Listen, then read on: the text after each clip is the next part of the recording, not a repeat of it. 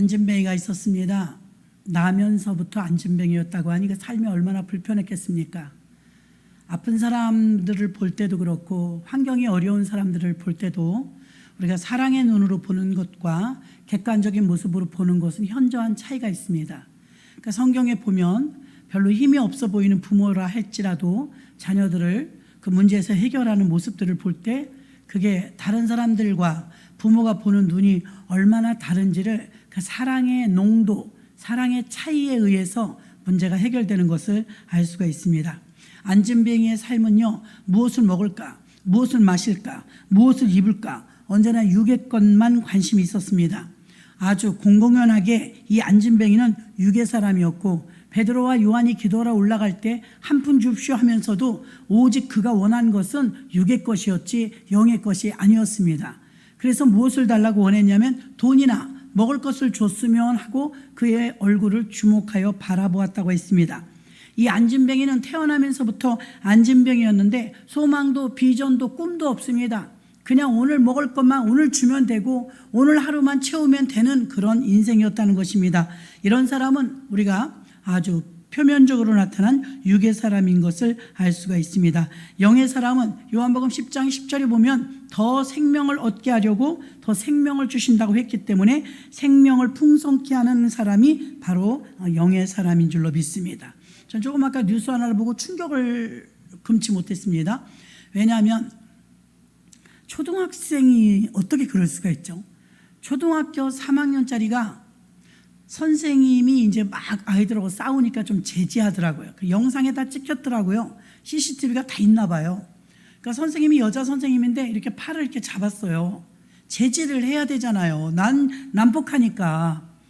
근데 막 욕설을 입에 담지 못할 욕설을 하면서 결국은 이제 딱 담임 선생님 책상인지 교무실까지 쳐들어가서 엄마한테 일르는 전화를 하는 거예요. 어떻게 이렇게 담대하죠? 교무실 가서. 그러니까 급기야 이제 교감 선생님이 나섰더라고요. 남자 선생님이 이제 담임 선생님 빠지고 하다 안 되니까 교감 선생님이 너 이러면 되냐고 복도에 나가서 타이르는데 뺨을 5대를 때리는 거예요. 초등학교 3학년이 교감 선생님을. 그리고 그것도 분이 안 풀려갖고요. 책가방으로 막 교감 선생님을 패는데 다 맞아요. 왜? 와. 근데 맞아야 된대요. 법이 다 그렇게 해놔서 건들질 못해요. 그래서 어머니하고 이제 통화를 하니까 아동학대로 고발하겠다고. 나는 어이가 없어가지고. 아무리 봐도 저가 때렸더만. 그 아동 촉법인지 뭔지 그 큰일 났어요, 진짜. 그래서 이 선생님이 내가 그 선생님 입장에 얼마나 자괴감을 느낄까. 하고 싶겠어요, 여러분? 선생님 하고 싶겠냐고. 애들한테 맞고.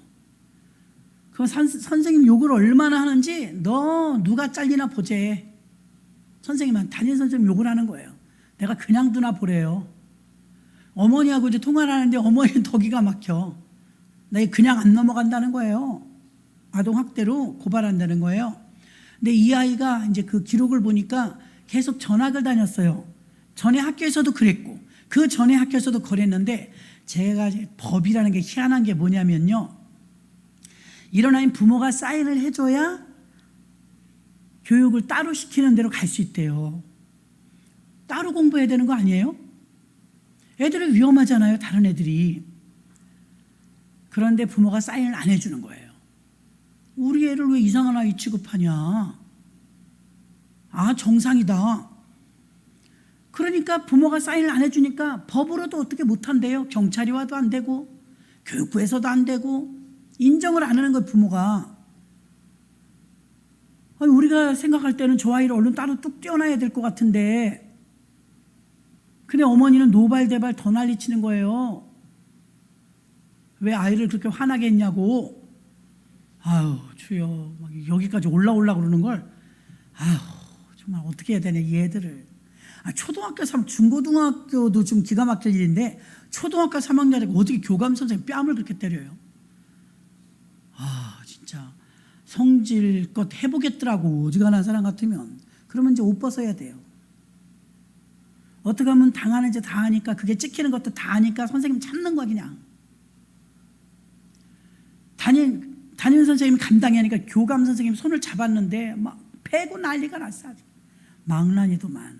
아유, 여러분, 제가 이따 찬양하면서 우리가 자녀들을 위해 기도하겠지만 이 자녀들을 어쩐대요. 그 문제 자녀 애들은 문제 부모가 있더라고.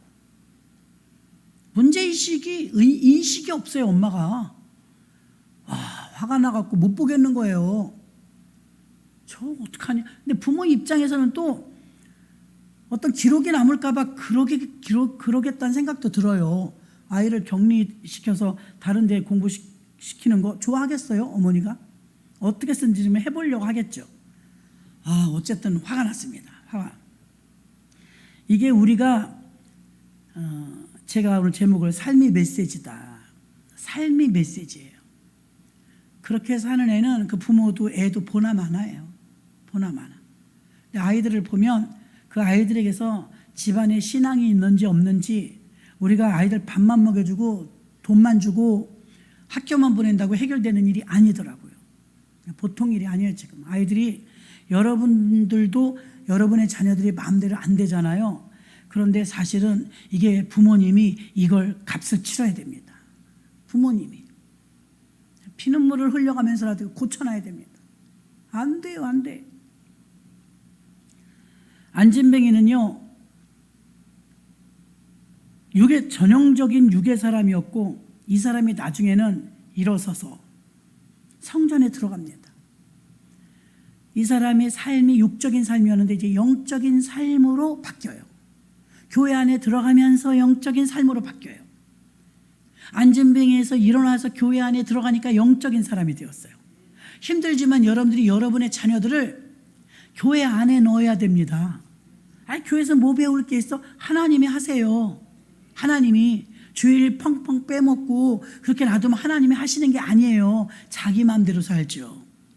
자기 소견에 오른 대로 살아요. 나중에는 컨트롤 안 됩니다. 부모가.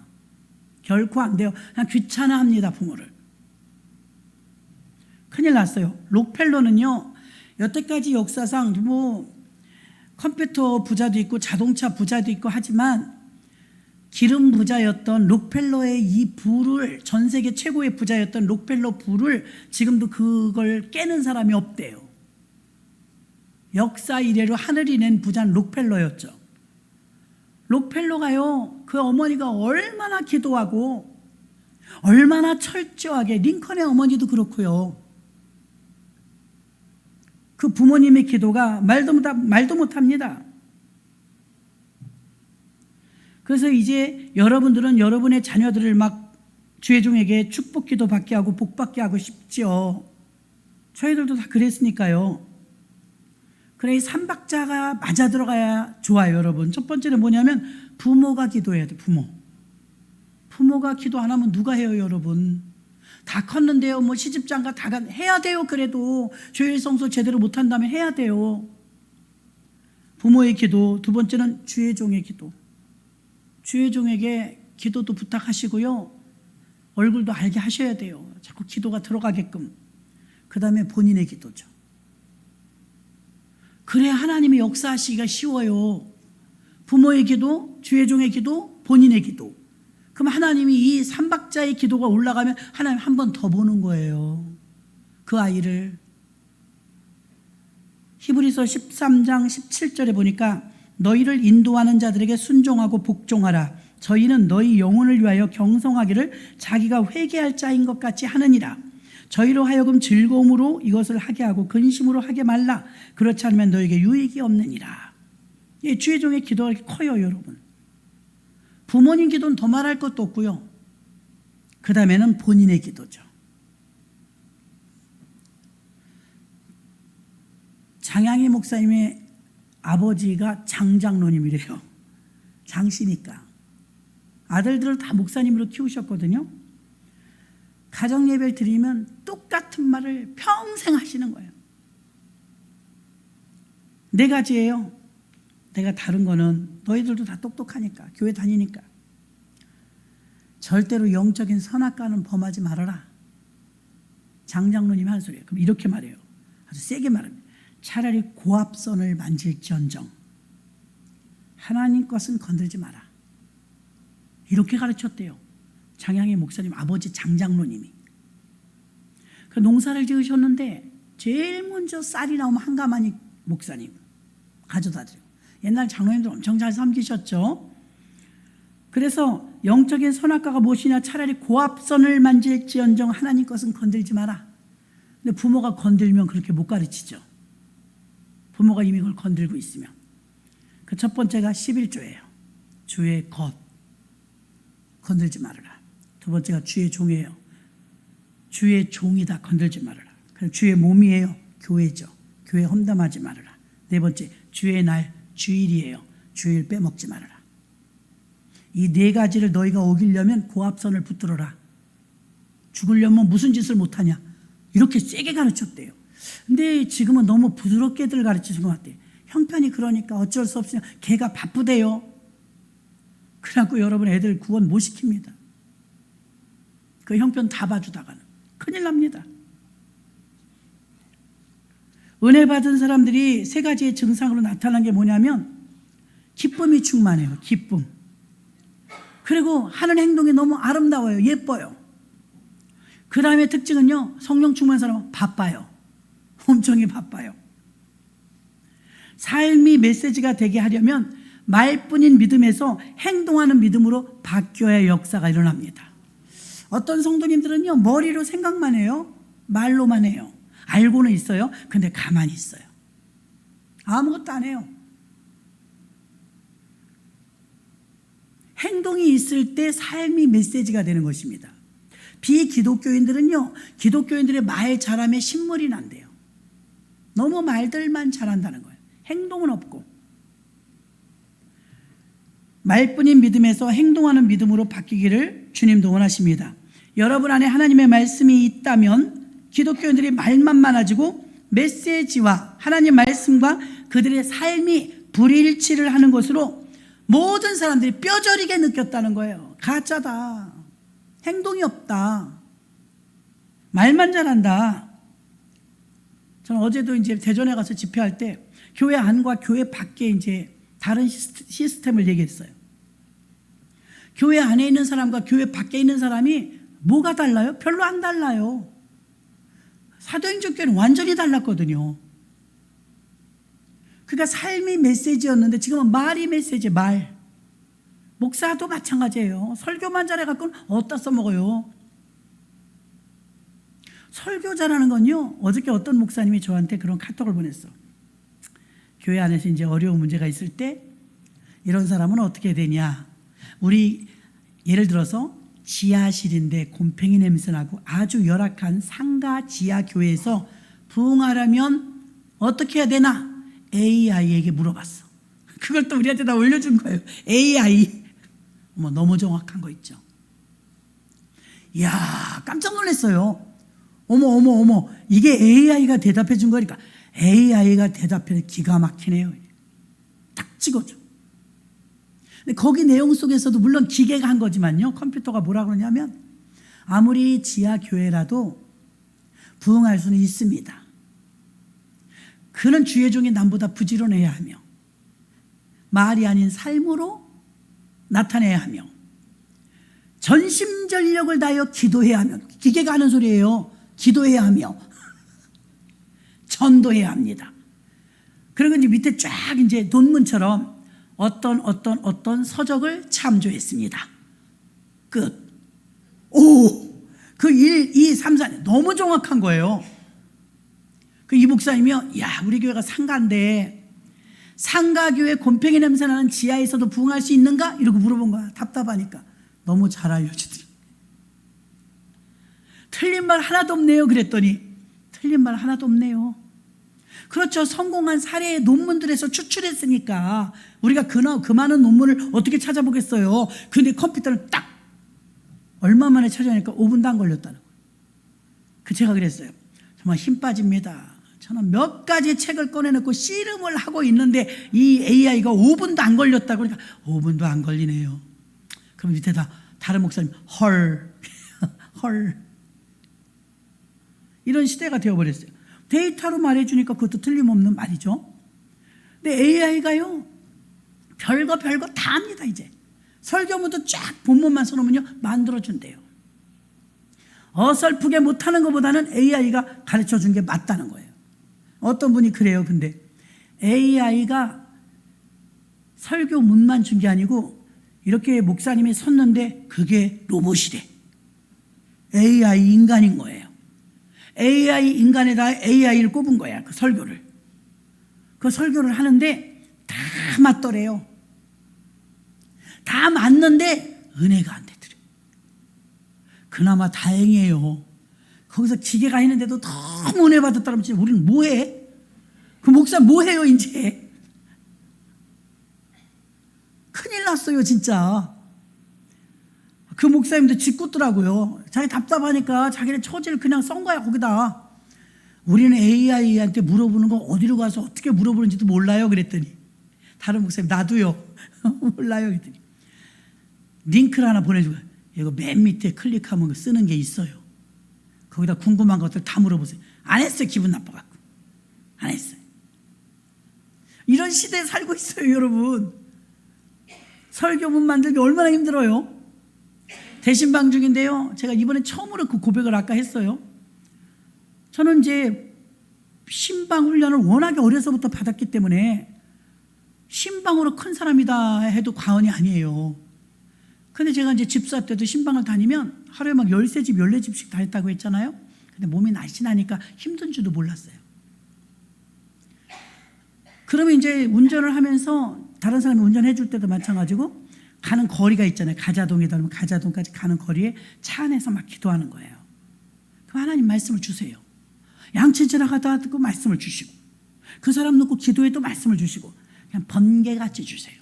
어떤 때는 막 다다다다다 몇 장 몇 절 막 몇명 걸 줘요. 근데 이번에 신방하는 데는요 어느 집은 그 한 집의 말씀을 받기 위해서 2시간 기도했어요. 한 집에 가서 30분도 못 전하는 그 말씀을 전하기 위해서 2시간을 기도하고 진을 빼. 이번에 신방할 때는 제가 굉장히 기도를 많이 했어요. 왜 많이 했냐? 말씀을 빨리 안 주셔서. 그럼 저는요 AI가 아니기 때문에 AI처럼 저는 머릿속에나 가슴속에 성경이 들어있겠죠. 어느 정도는. 컴퓨터는 아니라도.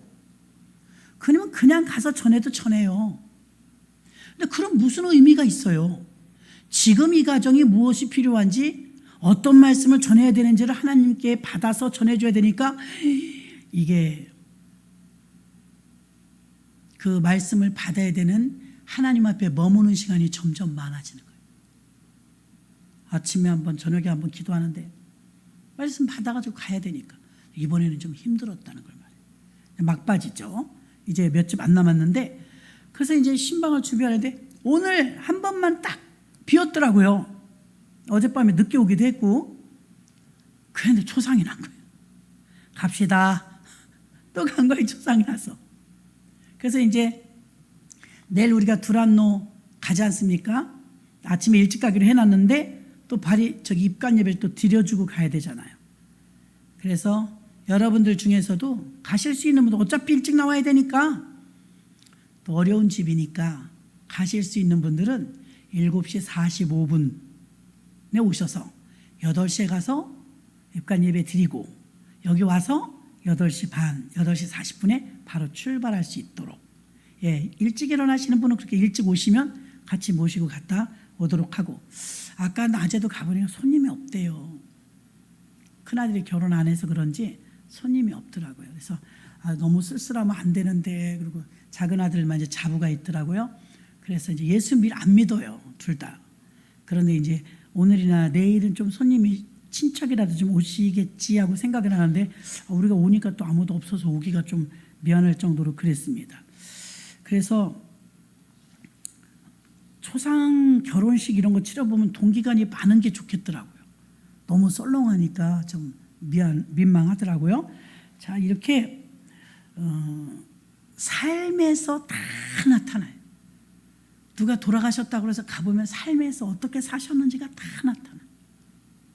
그래서 행함이 없는 믿음은 죽은 믿음이라고까지 했는데 구원받는 건 행함이 아니라고 또 그러시니까 우리가 잘못 들으면 헷갈려요. 아니 행함이 아니라며 구원은 믿음이라며. 예, 구원은 믿음이에요. 행함은 축복이고요. 행한 대로 복 받아요. 심은 대로 복 받아요. 그래서 많이 심은 사람은 많이 복 받는 거예요. 그래서 구원은 믿음이지만 록펠러 같은 사람은요, 믿음이 처음엔 없었어요. 어머니가 얼마나 끈질기게 기도하는지 몰라요. 나중에 그는 기름왕인데 자기네 회사에서 격리과를 따로 두는데요, 11조만 계산하는 격리 직원이 41명. 세상에 41명이 11조만 계산하는 거, 빼먹고 도적질 안 하려고 작정하게. 어릴 때부터 어머니가 주머니 2개잖아요. 이쪽은 네 거, 이쪽은 하나님 거야. 모아지면 아까우니까 그때그때 신문팔이를 하더라도 그때그때 11조 떠서 이쪽에 넣어. 이건 손대는 거 아니야. 장장로님도 농사지는, 시골이니까 농사 가면 농사 지어도 제일 좋은 거 하나님 거. 고압선을 만져도 하나님 건 건들지 말아라. 이렇게 가르쳤다니 얼마나 철저해요? 그러면서 그 목사님은 그렇게 말씀하세요. 기업하시는 분들, 특히 기업하시는 분들은 기업에도 하나님의 은혜가 흐르게 해달라고 기도해야 된다는 거예요.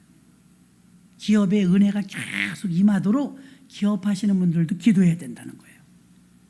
성경에서 제일 많이 다룬 사건이 뭐냐면 시간, 때, 시간에 대해서 말씀하신 게 14,500번이 나와요. 믿음이나 뭐 은혜나 이런 말들이요, 몇백 번밖에 안 나와요.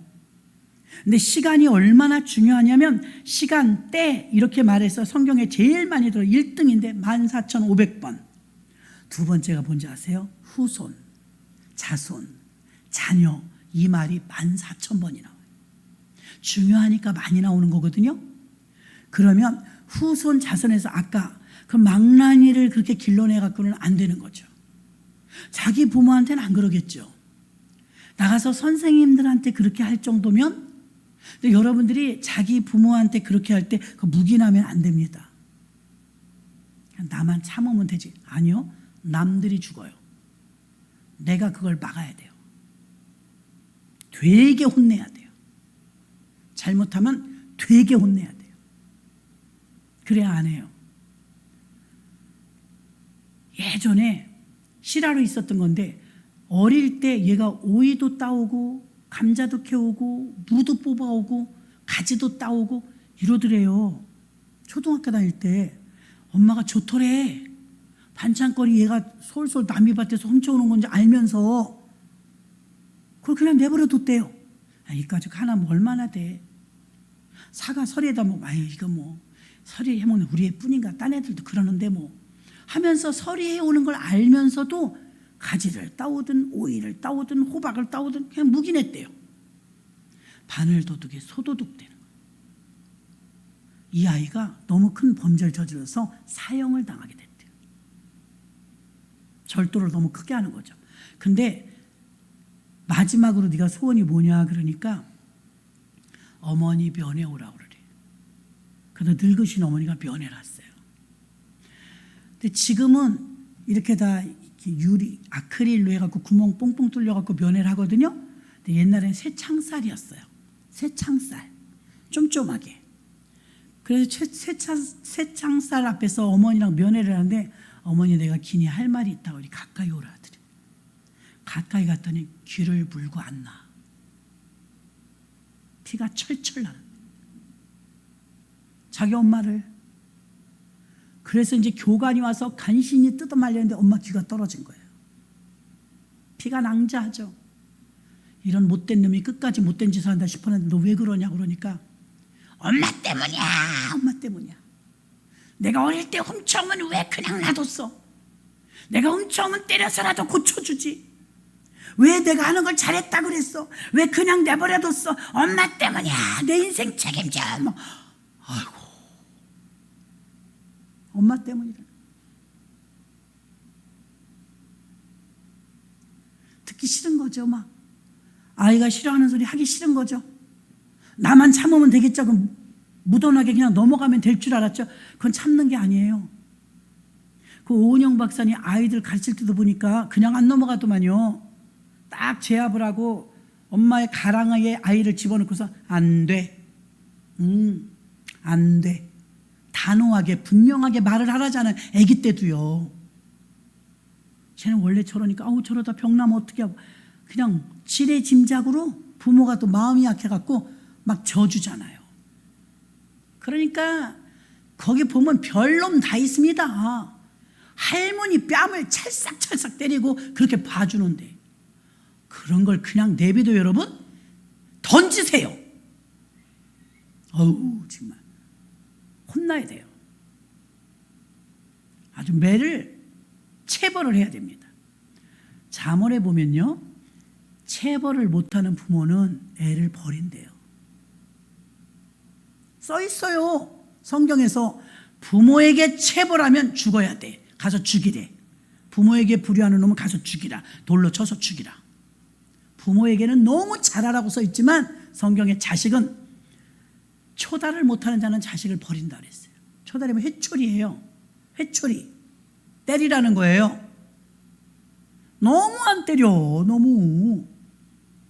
식당에 가서 난리를 쳐도 어우 주먹이 막 울어요 진짜.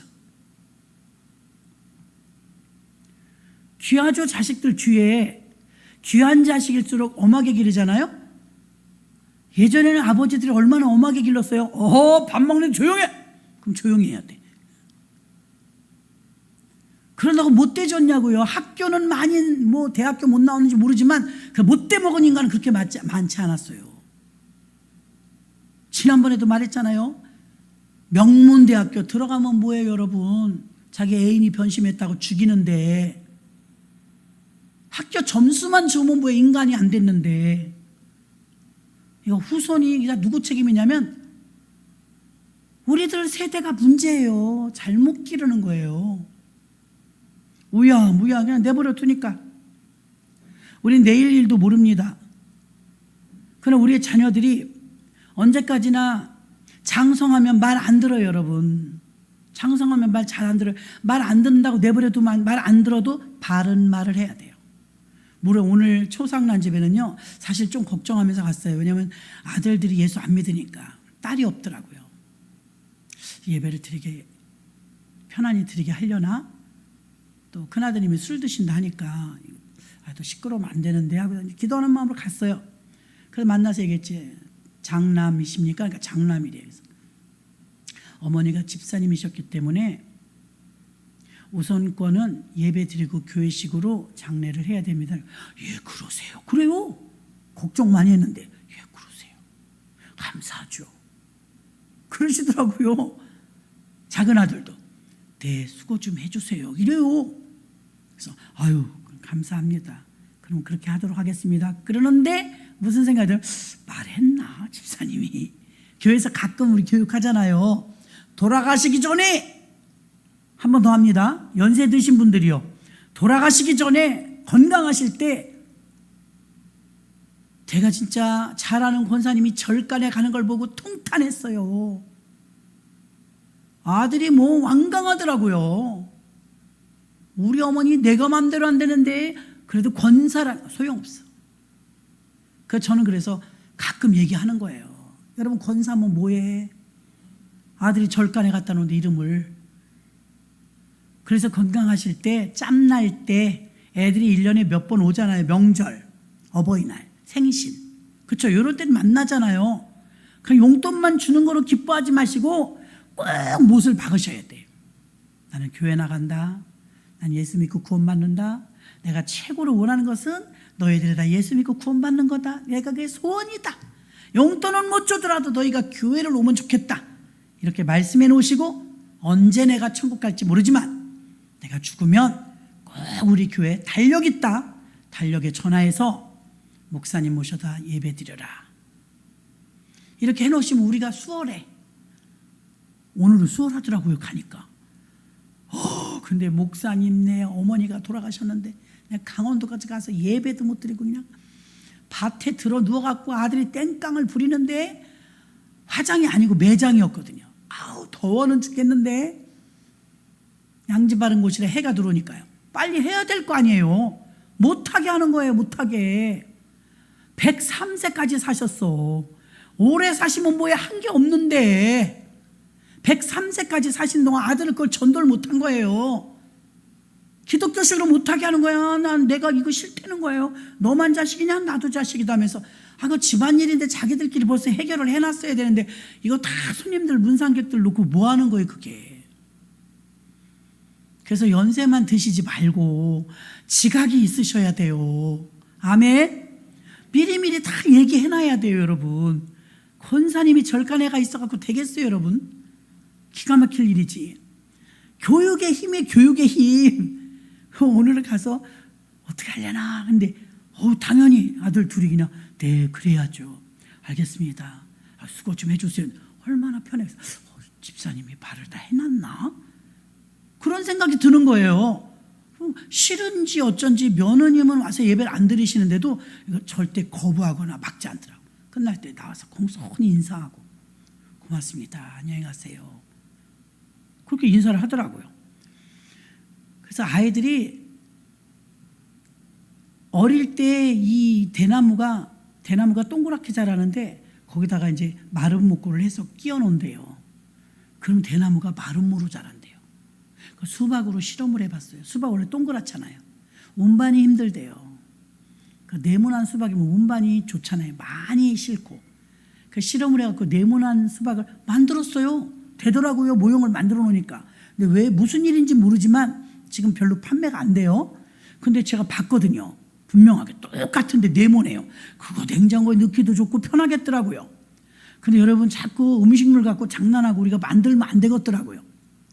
저 아는 할아버지 목사님은요 방울토마토 안 드세요. 고위한 것 이래요. 가증한 것 뭐 이래요. 방울토마토 보고 방울토마토 드세요. 안 먹어. 진짜 토마토 갖고 그래. 진짜 토마토 이만한 거 있잖아요. 방울토마토가 그런 거니까 이거 젖붙인 거네. 감자랑 젖붙인 거. 못 써 저런 거. 막 이래요. 방울토마토 영양분 많아갖고 우리 많이 먹거든요. 먹기도 편하고. 할아버지 목사님은 화를 내는 거예요. 그 어떤 사람이 뭣도 모르고서 내가요 씨 없는 수박 사요. 오 고향 것. 씨 없는 수박이라니. 안 드시는 거예요. 유전자 변형된 건 안 먹어 난. 방울토마토 유전자 변형된 거 안 먹어. 말은 맞는 거 아니에요 여러분? 말인즉슨 맞는 거예요. 고향 것. 어디서 씨가 없어. 수박이. 우리는 내일 일도 모르고 한 치 앞도 알지 못합니다. 그 세월을 아껴야 되는데 이건 이제 현충일이잖아요 여러분. 69회 현충일이에요. 해방 전에 북한에는요 교회가 2,800개가 있었대요. 2,800개의 교회가 왕성하게 북한에 있는 교회 때문에 남한까지 믿음이 이제 전파된 거거든요. 그때 당시 남한보다 북한이 교회가 더 많을 때 북한이 남한보다 2배 잘 살았대요. 2배. 북한이 더 잘 살았대요. 지금은 남한이 북한보다 60배 잘 산대. 엄청 차이 나죠? 2배가 아니에요. 60배. 그러니까 북한엔 교회가 없고 남한엔 교회가 있다. 교회를 계속 대적하고 교회를 무너뜨리면 망하려는 작정이에요. 힘든 일이에요. 교회 안에, 방주 안에, 예수 안에 있어야 보장을 받는데 우리가 안진뱅이였던 신앙과 육적인 대명사였던 이 육의 사람이었던 안진뱅이가 성전 안으로 뛰어들어가면서 하나님께 영광 올리고 찬양 올림으로 그 사람은 곧 이제는 영적인 사람이 된 것입니다. 성경을 읽을 때도 언제나 보는 각도에 따라 달라요. 여러분이 성경을 내 입장에서 성경을 보면 풀이가 다르고요. 하나님 입장에서 성경을 보면 풀이가 또 달라요. 근데 성경은 항상 하나님 입장에서 봐야 돼요, 여러분. 그래 여러분이 해석이 올바릅니다. 그것을 헬라적 사고와 히브리적 사고라고 하는데요. 헬라적 사고는요, 인간의 입장에서 하나님을 보는 거예요. 근데 히브리적 사고는요, 하나님 입장에서 성경을 보는 거예요. 답이 전혀 달라요. 어떤 게 옳으냐면요, 내 중심에서 하나님을 보는 게 아니고요, 하나님 중심에서 성경을 보는 게 그게 정답이에요. 하나님의 뜻을 가지고 쓰신 거잖아요. 그러니까 하나님이 어떤 마음으로 이걸 쓰셨을까 알아야 되는데 나는 요 말씀이 좋아, 요 말씀이 좋아 골라가거든요. 그런다고 되는 건 아니거든요. 이사야 43장 4절 봐요. 이사야 43장 4절 여러분이 합독해요. 시작.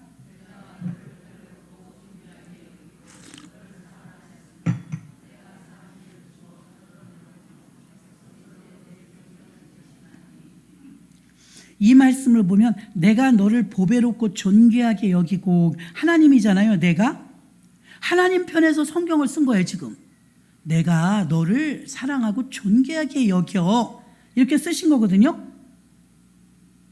그러니까 하나님 편에서 히브리적 사고로 쓰신 대표적인 말씀이죠. 내가 너를 보배롭고 존귀하게 여기고 너를 사랑하였은즉 내가 사람들을 주어 너를 바꾸며 너를 고쳐주며 백성들로 내 생명을 대신하리니, 내가 너를 보배롭고 존귀하게 여겼다. 이게 하나님이 우리를 보는 시각이에요. 근데 우리 벌레만도 못하다, 이거 안 맞는 거죠. 또 에베소서 1장 3절로 4절 봐요. 에베소서 1장 3절로 4절 합독해요. 시작.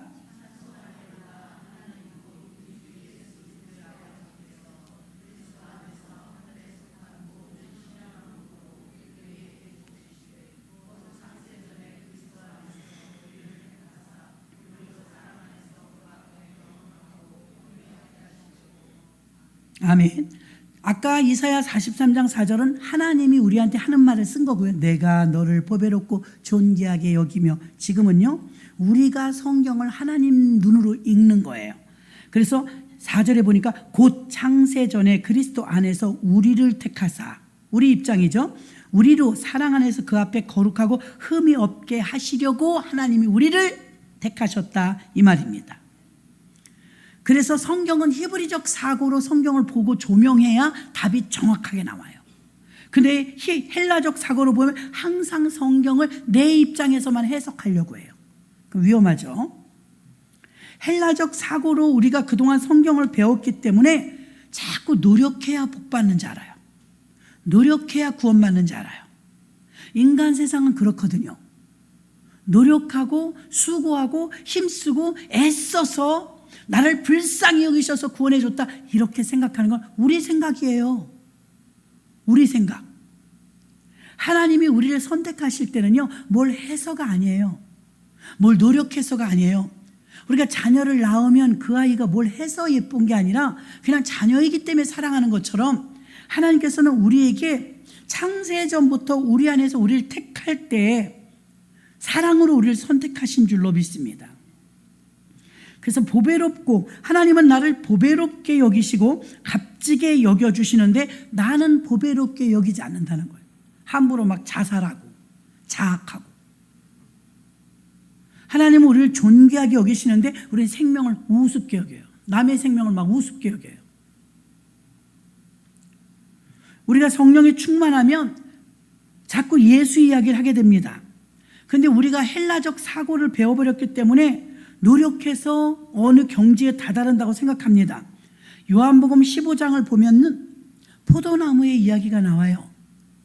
그 포도나무의 이야기에서 하나님은 농부이시고 포도나무는 예수님이시고 가지가 우리래요. 아시죠? 가지가 우리래요. 그러면 가지가 포도나무에 붙어 있으면 절로 과실을 맺는다 그랬어요. 시편 23편 보면요, 여호와는 나의 목자시니 내게 부족함이 없대요. 그가 나를 푸른 초장에 누이시며 실만한 물가로 인도하신대요. 누가? 그가, 예수가. 시편 23편의 목자는 예수님이시고 그 목자 되시는 분이 푸른 풀밭 실만한 물가로 데려가는 거지, 양이 푸른 풀밭을 조성한 게 아니에요. 푸른 풀밭이 있는 곳을 양이 목자를 데리고 간 것도 아니에요. 어떻게 하다가 눈 멀었다 금강 찾듯이 그걸 찾은 게 아니에요. 순전히 목자가 데려간 거예요. 출애굽기 14장에 보면 엄청난 사건이 일어나죠. 홍해바다가 갈라져요. 홍해바다가 갈라질 때 홍해를 누가 갈랐어요? 이스라엘 백성들 그 앞에 다 대기 중이긴 했지만 홍해를 바르는데 뗏목을 만든 사람도 없고 낚싯줄 하나 만든 사람도 없고요. 그 앞에서요 물을, 그 어마어마한 홍해바다를 건너는데 무언가 제스처를 한 사람이 없어요. 마태복음 13장에 보면 씨 뿌리는 비유가 나옵니다. 길가에, 돌짝밭에, 가시떨기에, 옥토에 씨는 다 똑같아요. 씨에는 문제가 없었어요. 근데 밭은 우리 마음이잖아요. 어떤 마음의 말씀이 뿌리가 들어가느냐에 따라서 열매를 30배, 60배, 100배 맺기도 하고 어떤 거는 흐지부지 없어졌어요. 대부분은 흐지부지 없어졌어요. 돌짝밭은 물이 없어서 타버렸고, 가시떨기는 햇빛이 못 들어와서 죽었고, 그 다음 또 길가는 밟혀 죽었고, 오직 옥토만 열매를 맺혔다고 합니다. 자, 그럼 네 가지를 제가 지금 말씀드렸어요. 요한복음 15장의 포도나무에서는요, 열매가 맺히는데 우리가 한 게 없어요. 나무가 한 개 있어요? 가지가 한 개 있어요? 가만히 붙어 있었던 거예요. 그러니까 여러분이 진액을 빨아올리는 여러분의 모든 전 영역을 예수께 빨대를 꽂듯이 예수께 꽂기만 하면 여러분은 그 양분을 먹고 살게 되는 거예요. 시편 23편은 예수님을 목자 삼으면 목자 되시는 예수님께서 여러분을 푸른 풀밭 실만함으로 안정감으로 데리고 가시는 거지, 우리가 한 게 아무것도 없어요. 푸른 풀밭을 개간한 적도 없고 냇물이 어디 있는 줄 알지도 못해요. 근데 목자이신 예수님이 우리를 그리로 인도하셨습니다. 홍해바다가 갈라진 건 더하죠. 홍해를 누가 갈라? 홍해가 갈라지는 동안 여러분 샥 갈라진 게 아니에요. 쫙 갈라진 게 아니에요. 밤새도록 갈라진 거예요. 성경 그렇게 써 있잖아요. 밤새도록 동풍이 불어. 바람이 한 방향으로 계속 분 거예요. 그러니까 이렇게 해갖고 결국은 새벽녘이 되니까 쫙 열린 거죠. 다 열린 거죠. 그때 이스라엘 백성들이 굉장히 많았잖아요. 약 300만 명. 뭐 한 거 있어요? 뭘 해요? 할 수 있는 거 있어요? 할 수 있는 거 없어요. 그냥 하나님의 일하심을 보고 놀랄 뿐이었어요. 마태복음 13장에 씨 뿌리는 부육 가운데 30배, 60배, 100배로 열매를 맺는데 흙 속에 묻어놨어요. 비가 왔어요. 햇빛이 내리쳤어요. 싹이 나오네요. 열매가 나오네요. 아니, 뭐 한 거 있어요? 우리가? 하나님이 다 기르신 거예요. 하나님이. 농부가 다 하는 것이고 모두 다 하나님이 하시는 것입니다. 인간이 할 수 있는 것은 사실 얼마 없어요. 그래서 포도나무의 열매도, 목자를 따르는 양떼들도, 홍해를 건넜던 이스라엘 백성들도 인간이 뭔가 한 건 없어요. 그래서 우리는 하나님을 따르면 하나님이 우리의 길을 열어주시고 인도하시고 열매 맺게 하시고 푸른 풀밭으로 데리고 가십니다. 로마서 8장 5절을 보면 육신을 쫓는 자는 육신의 일을, 영을 쫓는 자는 영의 일을 생각하나니. 육신을 쫓는 자는 안진뱅이가 지금 무엇을 먹을까? 무엇을 얻을까? 무엇을 입을까? 얼마나 좀 적선해 줄까? 오직 육의 것만을 원했어요. 육의 사람이니까요. 그 사람이 일어났습니다. 그러니 그 사람이 일어나면서, 안진뱅이가 일어나면서 성전으로 들어갔지 세상으로 가지 않았거든요. 성전으로 들어가니까 이제는 행동하지 못하던 신앙에서 행동하는 신앙이 됐으니까 우리가 알고만 있던 예수가 이제 행하는 예수로 바뀌어야 될 줄로 믿습니다. 어떤 때? 일어날 때. 우리의 믿음이 일어날 때. 그래서 성전에 들어가니까 이제 영의 사람이 되어서 육신의 일을 쫓는 게 아니라 영의 일을 쫓게 된 줄로 믿습니다. 마지막으로 살펴볼 것은 바로 제일 많이 나온 14,000번이나 성경에서 세월, 시간, 이게 14,500번 1등, 2등, 후손, 자손, 자녀, 이게 14,000번.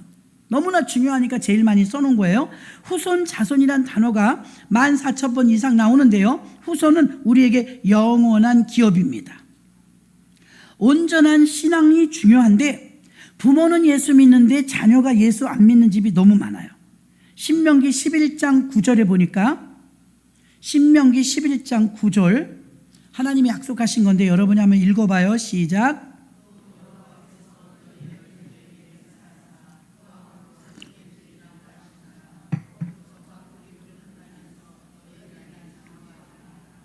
아멘.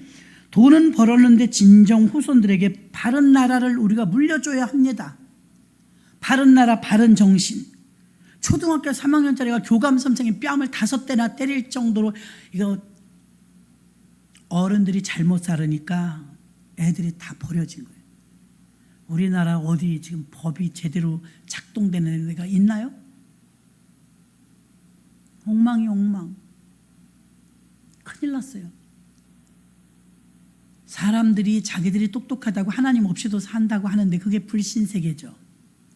하나님이 없으면 무서운 게 없어요. 중2가 왜 무섭냐면 무서운 사람이 이제 아버지도 안 무서워. 힘이 생기니까. 무서운 게 없는 사람이 제일 무서워요. 무슨 일을 할지 모르니까. 어른들은 그런 일을 안 해요. 왜? 무서우니까. 그 삶이 어떻게 피폐해질지 아니까. 교감 선생님이 그 3학년짜리 하나 제안 못 하겠어요? 나 같으면 그 아이를 진짜 후드려 팰 것 같은데요. 그러면 간단하게 걔를 제압할 수 있을 거예요. 어른이니까 생각을 많이 하는 거예요. 이게 얼마나 사건이 커질 걸 생각하면 요즘은 피해자가 다 뒤집어져서 가해자 되는 세상. 가해자가 피해자 코스프레가 돼갖고요. 자기들이 잘못해놓고 자기들이 피해자인 양 그런 경우가 너무 많아요. 정치인들도 그렇고요. 어이가 없어요. 이게 다 곳곳에서 전쟁이 일어나면 전 세계에 있는 교회가 영권이 더 약해졌기 때문이라고 말하는 목사님이 계시고요.